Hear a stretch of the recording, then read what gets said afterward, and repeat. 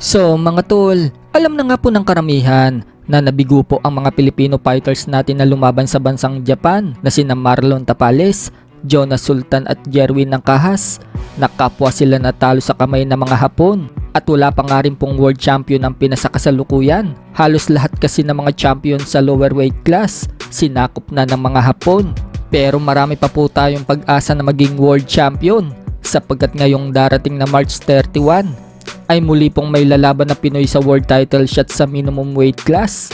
Yan po ay sina RR Andales at former world champion Melvin Jerusalem. Kapwa nga po nila lalabanan ang magkapatid na Japanese world champion na si Jinjiro Shigeoka at Yodai Shigeoka. Si RR Andales lalabanan ng IBF minimum world champion na si Jinjiro Shigeoka, habang si Melvin Jerusalem lalabanan naman ang WBC minimum world champion na si Yodai Shigeoka.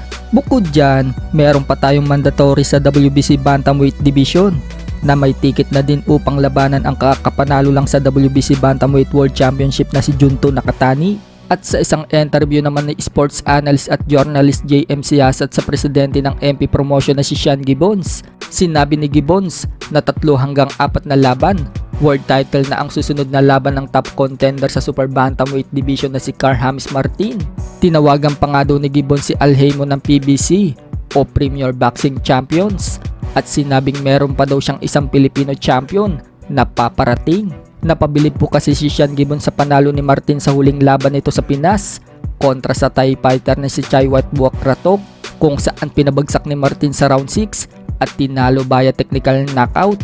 Pero may isang fan naman po na umakyat sa live ni Paukas Sports at sinabing oo daw, maganda daw ang pag-akyat ni Martin sa ranking sa Super Bantam, pero delikado daw ang kalagayan ni Martin. Malalakas daw ang mga nasa top contender sa Super Bantam. Nandyan daw kasi si Rais Alim, Murudin Akhmadaliev, Marlon Tapales, Casimero at iba pa. Kaya para sa kanya mga tol, wag muna daw dapat itapat si Martin sa mga top contender. Sa kabilang banda naman mga tol, Ryan Garcia muli na naman bumanat kay Jake Paul. Gusto umano niyang tapusin ang boxing career ni Jake Paul. Ibigay daw sa kanya si Jake Paul at tsugi daw talaga ito sa kanya at hindi daw siya nagbibiro. Pinagmumura nga din po niya si Jake Paul mga tol. Bukod dyan, may iba pa pong post si Garcia tungkol naman sa pera sa GF niya at kay Haney. Kaya nababahala ngayon ang ex-wife ni Ryan Garcia at nagpost ito sa Instagram. Aniya, ipanalangin daw natin si Ryan Garcia. Parang okay naman daw si Ryan Garcia pag nakikita mo siya. Pero ang totoo, hindi daw okay si Ryan Garcia. Alam daw niyang naaapi si Ryan Garcia.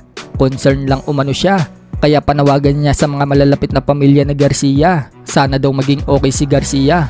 So parang sinasabi nga po ng ex-wife ni Garcia mga tol na may mental health itong si Ryan. Sa ibang banda naman mga tol, Manny Pacquiao, grabe nga po ang paghahanda sa laban niya kontra kay Buakaw Banchamek ng Thailand sa isang exhibition bout sa boxing na magaganap na sa April 20. Parang sasabak nga po sa professional boxing si Pacquiao sa isinasagawa niyang training. Nagpakitang gilas pa nga po si Manny Pacquiao sa edad niyang 45. Napakalakas pa rin ng tuhod niya. Habang nakaupo kasi siya mga tol, tumayo siya gamit ang 2 paa. Kaya sinabi ng kumukuha ng video mga tol na grabing lakas umano ng tuhod ni Manny Pacquiao.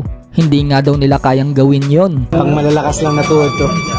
Grabing tuhod yan. Lakas. Tayo nga. Tayo mga.